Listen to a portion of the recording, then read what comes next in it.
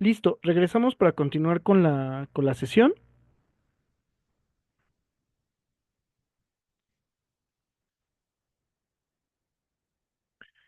Nos habíamos quedado justo en el tema de em, con el tema de la competencia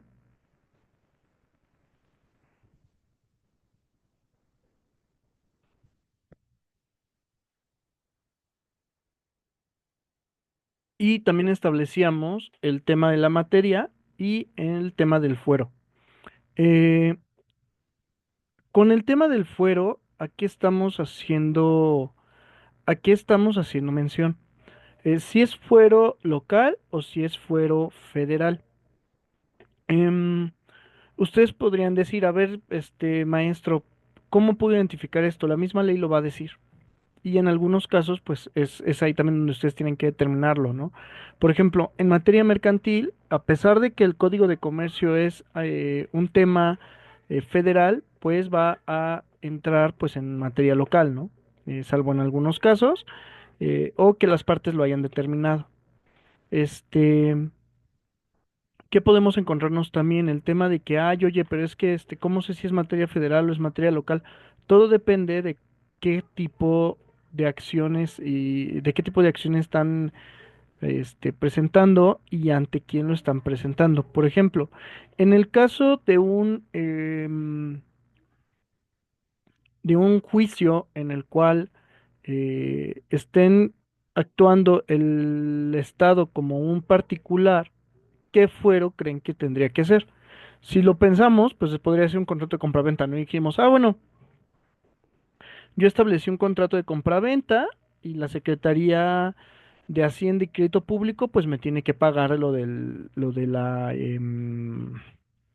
pues lo del pago, ¿no? A ver, espérame, la Secretaría de Hacienda y Crédito Público tiene funciones del Estado en materia, ¿en qué?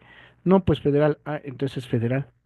Oye, pero si es la tesorería de la Ciudad de México, la tesorería de alguno de los estados, tendría que ir ante un local, ¿no?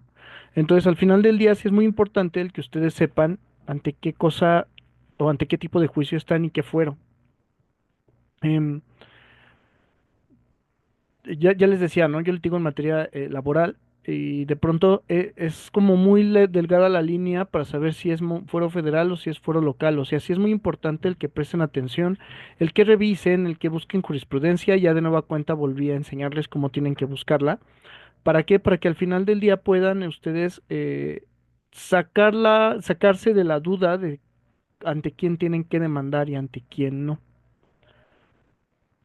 ¿Por qué? Porque pues obviamente sí es medio complicado de pronto el decir es que chino, o sea, ¿cómo determino si es ante uno o si es ante otro, ¿no? ¿Qué pasa si las presento entre los dos? ¿Qué pasa si pasa X situación, ¿no? Entonces, sí es muy importante el que se pongan a leer, el que se pongan a revisar, el que revisen los documentos que les están presentando, si es que hay. Así es súper importante esto, todo este tipo de cositas, ¿no? Em, no se vayan con la idea de que, ah, bueno, es que ya sé que es X y ya lo voy a hacer así. O sea, no. La realidad es que sí tienen que estar revisando muy bien las circunstancias de sus clientes. Tienen que estar viendo perfectamente cómo lo van a sustentar y a solventar. Y sí es muy importante el que sepan cómo van a ir resolviendo. ¿Sale? Vamos a pasar ya a lo que sería propiamente el último de los conceptos, pero antes de hacerlo me gustaría que viéramos un video justo sobre la forma en la que se compone el Poder Judicial de la Federación. ¿Qué es lo que hace? ¿Por qué? Porque al final del día sí es muy importante el que sepan las funciones y que de verdad lo recuerden. Esto, si no han visto derecho constitucional, pues va a ser un adelanto. Si ya lo vieron o no lo, perdón, si no lo han visto, pues va a ser si ya lo vieron, va a ser un repaso, porque sí creo que necesitan constantemente estar repasando, eh, pues cada una de lo que estamos hablando, ¿no? ¿Para qué? Para que les quede el conocimiento, pues bien asentado. Recuerden, abogado que no lee es abogado que no es abogado. Entonces, abogado que no se forma, que no se informa, no es abogado. Entonces, voy a dejar de compartir esto un momento y vamos a ver el videín este, que es una cápsula sobre el Poder Judicial de la Federación.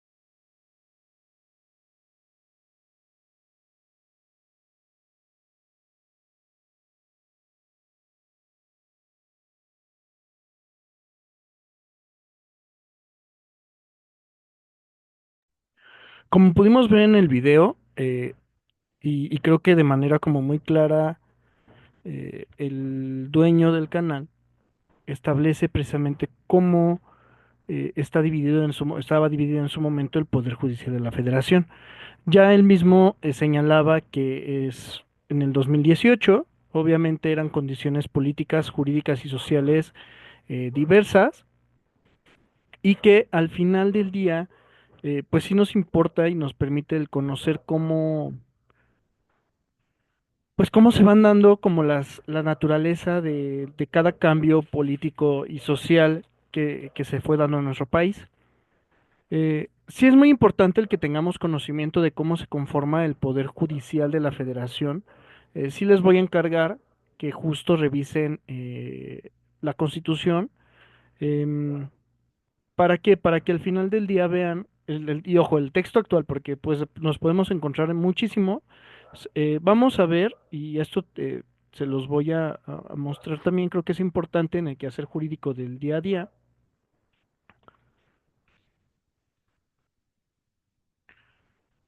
Les prometí que esto iba a ser como bastante dinámico en el sentido de que iba a ser como práctico. Entonces, les voy a dar como algunos tips que yo pues fui aprendiendo en mi, pues sí, como en mi desarrollo profesional, desde que estaba pasanteando, desde que empecé a trabajar propiamente para los despachos laborales, para los despachos fiscales en los que trabajé, y que pues son cositas que pues a uno de pronto no le enseñan, ¿no? Cuando normalmente luego llega uno a a los juzgados, o cuando le encargan a uno hacer como ciertas investigaciones, uno se queda con cara de, bueno, ¿y ahora cómo le hago, no? A dónde tengo que ir a preguntar, con quién tengo que ir a preguntar, de dónde puedo sacar esa ley que no la encuentro, de cómo o sea, justo, o sea, como esas cositas que que no sabemos cómo hacerle en cuanto a, sí, o sea, que no sabemos cómo hacerle en cuanto al ejercicio, en cuanto al ejercicio jurídico de todos los días, ¿no? Entonces, les voy a enseñar una página que sí es como muy buena para encontrar todas las leyes de nuestro país. Es esta página, se llama Orden Jurídico Nacional. Aquí, ¿qué vamos a encontrar? Si le damos un clic, se tarda un poco por el tema del internet.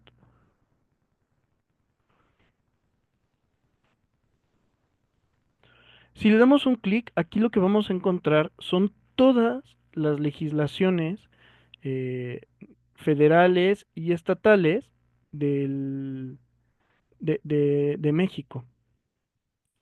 Por ejemplo, aquí están promocionando el Colegio Nacional de Notariado. Obviamente también los notarios son servidores públicos. Entonces, ¿qué es lo que nos ayuda a nosotros? Precisamente esta página nos ayuda a ubicar el cómo, no sé por qué eso hace esto la máquina, el cómo buscar pues sí, cómo buscar una legislación. Entonces, por ejemplo, aquí están compilación por tema, constitución política, leyes, reglamentos, acuerdos y otras ordenanzas. Si le picamos ahí, nos va a decir, es nota acuerdos, acuerdos, lineamientos federales. ¿Ok? Aquí vamos a encontrar una lista de todo lo que está, ¿no? De lo que se ha acordado, de lo que se ha sacado. Si queremos, por ejemplo, el buscar una ley, igual está el buscador, y ya nada más colocamos la ley que estamos buscando. Déjenme regreso.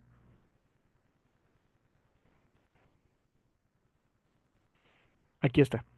Miren, si por ejemplo, aquí vemos, ¿no? ¿Qué es lo que buscamos? En el ámbito federal tenemos el poder legislativo, el poder ejecutivo y el poder judicial de la federación y los órganos autónomos. Esta pestañita seguramente ya va a eliminarse, entonces vamos a ponerle poder legislativo. Aquí seguramente nos va a remitir a las páginas del Congreso, de la Cámara de Diputados y todo. Estas páginas, ¿qué es lo que hacen? Miren, por ejemplo, aquí nos aparecen como todos los acuerdos, los decretos. Por ejemplo, si aquí le picamos ley, aquí nos van a aparecer todas las leyes que ha sacado el legislativo, ¿no? Entonces, por ejemplo, aquí tenemos, vamos a buscar, hay uno que dice código. Por ejemplo, Código Federal de Instituciones y Procedimientos Electorales, ¿no? Que esto compete únicamente al Congreso de la Unión. A ver, Poder Judicial.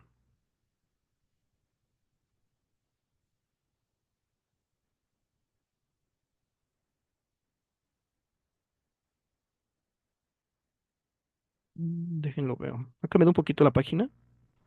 Normalmente antes aparecían así y te desplegaba el estado, te desplegaba todas las, cada uno de los,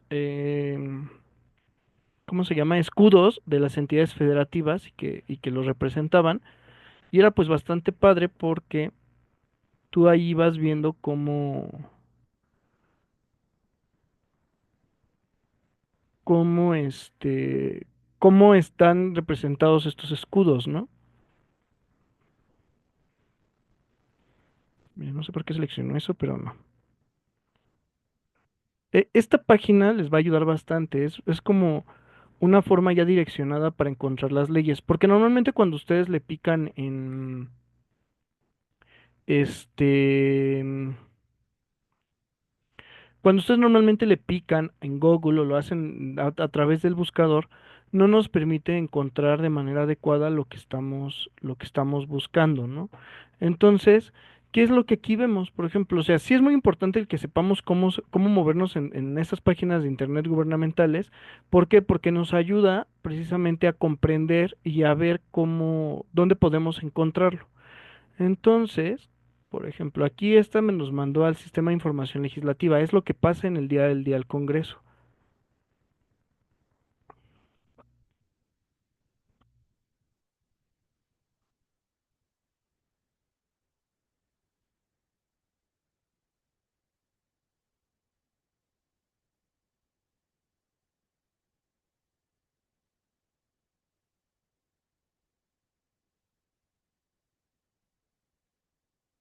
Miren, aquí está.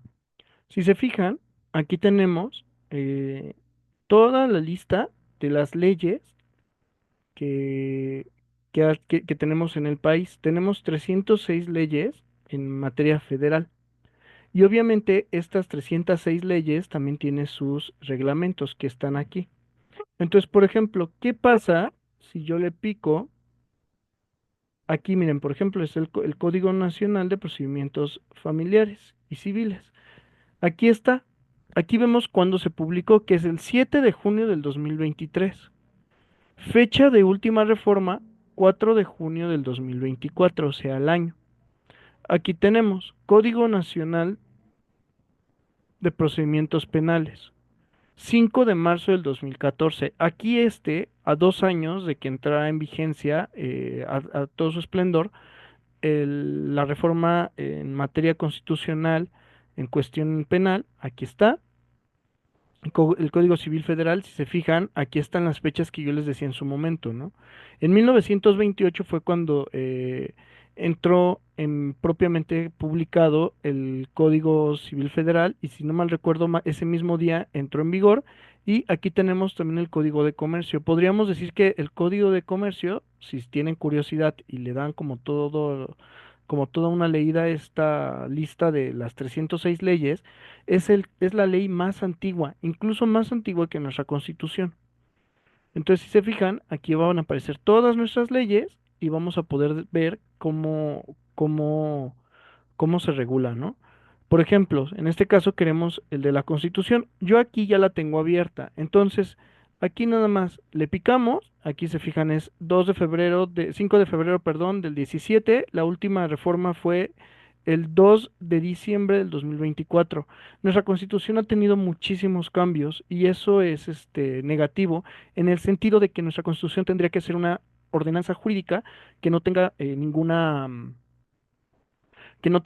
reforma. Sin embargo, pues bueno, en nuestro país nos encanta el transformar a nuestra constitución en una ley prácticamente reglamentaria. Entonces, sí es bastante complicado. y desafortunadamente pues también es algo que no nos conviene de pronto mucho, ¿no? Nuestros legisladores pues van cambiando nuestra constitución como si estuvieran cambiando prácticamente de ropa interior y eso no está bien. Pero pues bueno, esta es una forma de que ustedes puedan buscar eh, pues las leyes que van a estar ocupando. ¿Dónde vamos a ver la organización del Poder Judicial? Si no mal recuerdo, se encuentra en el artículo 94 de nuestra Constitución Política de los Estados Unidos Mexicanos. A partir de este artículo 94, ustedes van a poder revisar cómo se compone. Obviamente ha tenido la reforma que hizo el presidente saliente Andrés Manuel López Obrador de manera terrible desde mi perspectiva a esta organización del poder judicial en el sentido de que eh, ya la en el sentido de que precisamente el poder judicial va a entrar en un poder o en una temática política y no tanto en cuanto a conocimientos. Ya lo veíamos en el video, aquí está. Sí, es en el artículo 94. A partir del artículo 94 van a encontrar cómo se compone y cuáles son las reglas constitucionales para el Poder Judicial de la Federación. Si no mal recuerdo, termina en el 103 o en el 100, no, perdón, en el 107. Es ahí donde termina cuáles son las capacidades que tiene el Poder Judicial. Y pues sí les voy a pedir que lo lean. Si tienen alguna duda, ya saben que me tienen que escribir. Si es el último, es el 107. Entonces, del 94 al 107 les voy a pedir que lo revisen. Sí es muy importante que lo lean. ¿Para qué? Para que puedan comprender cómo se compone.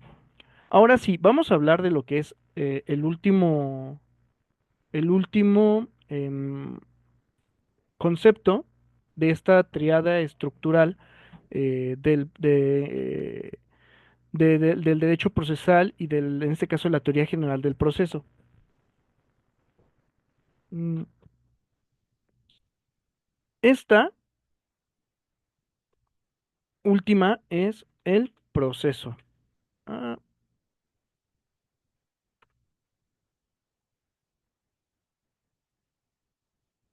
proceso. Cuando empezábamos la sesión, les había dicho que el proceso son la serie de actos en la función jurisdiccional sí, compositiva de lo que era el litigio. Em, ¿Qué es lo que tenemos también que entender? Dentro de la cultura jurídica, tenemos que reconocer que hay un vínculo estrecho con otro concepto que normalmente tiende a confundirse, que normalmente tiende a quedar como muy en el entredicho de qué es lo que nos estamos encontrando. Este otro concepto que está como muy de la mano, que son como hermanitos, eh, es el procedimiento. Entonces, ¿qué voy a hacer aquí? Voy a poner también el proceso por una parte y el procedimiento por la otra.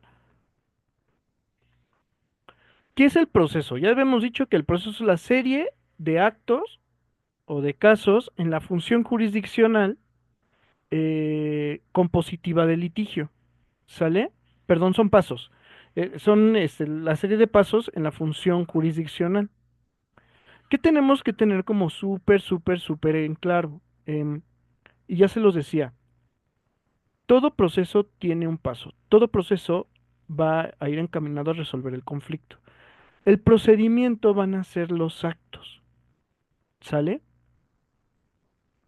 Y tenemos también que tener como bien entendido que estos actos van a ir concatenados para eh, comprender ciertos actos relacionados entre sí para tener un efecto jurídico final. Por ejemplo, em, y que es algo cuando yo estudiaba también era como una forma en la cual yo podía diferenciar uno de otro de los conceptos.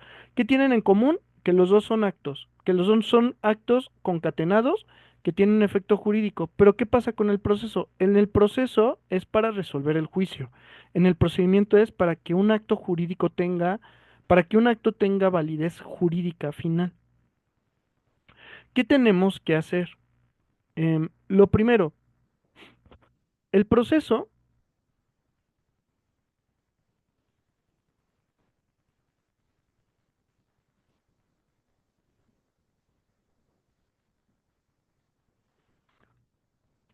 busca resolver el litigio.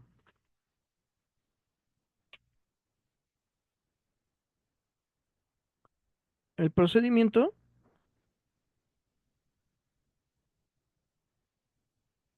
busca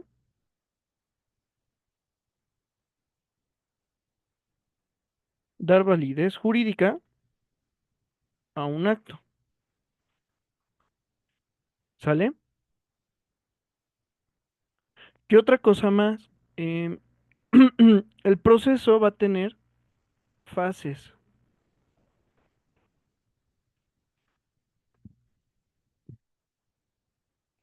El procedimiento no va a tener fases, sino es un conjunto ordenado de actos.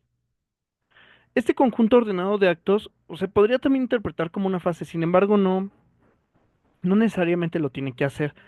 Tenemos que entender el procedimiento como un acto solo al finalizar. No es nada más de que, es que es independiente, o sea, no, es un acto completo, es un acto unificador, que se compone, por así decirlo, como de diferentes actos pequeñitos que necesitan cumplir con todas los requisitos de ley. Estas dos cosas que están aquí presentes tienen su fundamento constitucional principalmente en los tres artículos. Yo les decía que aquí teníamos que tener como mucha conciencia de la base constitucional a la cual nos estamos encontrando o a la cual nos estamos enfrentando en términos de,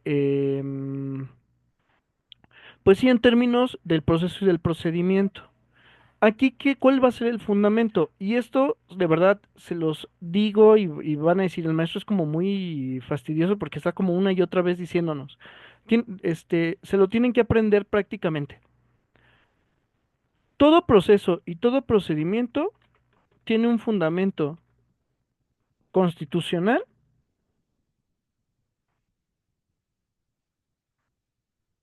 que se encuentra regulado en los artículos 14, 16 y 17 constitucional, hablando de derecho procesal civil. Ya decíamos, ¿no? En el caso de la acción está basado en el artículo octavo y 17. En el caso de el ámbito jurisdiccional también cae en el 17 y no, esto no es un derecho, pero sí es un ordenamiento de manera constitucional relacionado con el artículo 94 al 107 constitucional que pues precisamente nos va a dar como el orden de organización y de funciones que tiene el Poder Judicial de la Federación. Y finalmente, pues esto que se conocen como las garantías del debido proceso, del fundamentar y motivar todos los actos en la ley por parte de las autoridades y al tener acceso a una justicia pronta y expedita. Em, ¿Qué es lo que nos dice el artículo 16 constitucional? El 14, perdón. Nos dice primero, a ninguna ley se dará efecto retroactivo en perjuicio de alguna persona. Solo podemos invocar una ley de manera retroactiva cuando nos beneficie. Y la autoridad tiene que atender a este beneficio dependiendo de la existencia del acto en el que nos encontremos. ¿Sale? Entonces, esto creo que lo deben de haber visto en Derecho Procesal Penal o en Teoría de la Ley Penal o en algunas de las dos materias penales, cuando les decía, supongamos que hay por ejemplo, cuando fue posterior a la Revolución Mexicana, había un delito que era el delito del duelo y que estaba regulado justo por el Código Penal Federal y que decía que tal cual como en las películas del viejo oeste en Estados Unidos, de que de pronto pues decían, te reto a un duelo, se daban como las cachetadas, salían bien inmueble y se ponían a cierta distancia y el primero que disparara era el primero y que diera en el blanco y exterminara a su contrincante era el que ganaba, ¿no? Eh, Obviamente esto, pues, seguramente generó algunos actos delictivos, seguramente generó también que fuera privado de su libertad alguno que otro ciudadano. ¿Y qué es lo que pasa después? Em, Supongamos que hubo una reforma, bueno, no supongamos, hubo una reforma, se deroga y que dice que pues ya no se considera un delito el delito del duelo dejó de existir. ¿Y qué pasó? Ah, pues toda la gente que estaba encarcelada, pues sale. ¿Por qué? Porque ya no se considera un delito, ya no tiene razón de ser el que se encuentren privados de su libertad. Por ejemplo, en caso contrario, ¿sabes qué? Se entabló un contrato, se entabló un contrato en materia civil en la cual, no sé, la legislación señalaba que, no sé, la duración de ese tipo de contratos iba a ser de 15 años, hay una reforma y la legislación ahora señala que son 10. Entonces, obviamente a las partes, ¿qué es lo que les conviene? Pues las partes les va a convenir, pues que se siga, que siga la existencia de esta temporalidad de los 15 años, porque pues mantiene la relación contractual, ¿no? Entonces, oye, pero es que ya se aplicó la reforma y nada más te limita a 10 años. No, por mandato constitucional, esos 15 años a mí me benefician. Entonces yo quiero continuar con esos 15 años y tu autoridad no me puedes obligar. ¿Por qué? Porque justo es un derecho constitucional. ¿Qué más nos dice? Em, Nadie podrá ser privada de la libertad o de sus propiedades, posesiones o derechos, sino mediante juicio seguido ante los tribunales previamente establecidos, en los que se cumplan las formalidades establecidas, en el que se cumplan las formalidades esenciales del procedimiento y conforme a las leyes expedidas con anterioridad al hecho. Es decir, para que haya una sanción jurídica, tenemos que acudir ante un tribunal. Para que haya una sanción jurídica, tiene que haber una legislación que la regule. Para que haya una sanción jurídica, necesitamos que se sigan todas las formalidades del procedimiento. No podemos agarrar y decir, por mis calzones voy a hacer A o B. No, se tiene que cumplir. Tiene que haber una legislación.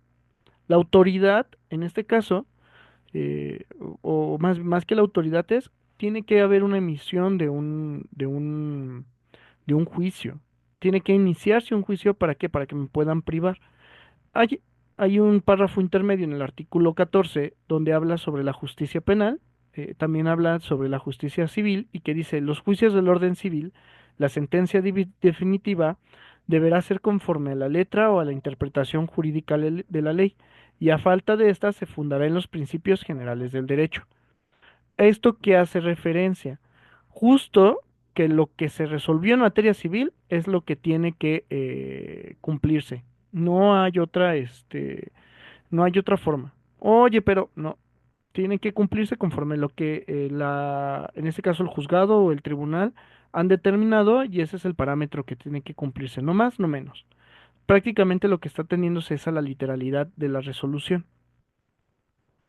En materia procesal, cuando uno tiene una duda de cuando los tribunales, los juzgados emiten una sentencia, uno puede promover, hacer un escritito en el cual em, se solicita a esa autoridad jurisdiccional que aclare la sentencia. ¿Qué es aclarar la sentencia? Justo es el que la autoridad jurisdiccional explique qué se estaba refiriendo. ¿Para qué? Para que no haya una doble interpretación, una interpretación negativa de lo que de lo que la autoridad resolvió. Entonces, ¿para qué se hace eso? Para que precisamente se cumpla con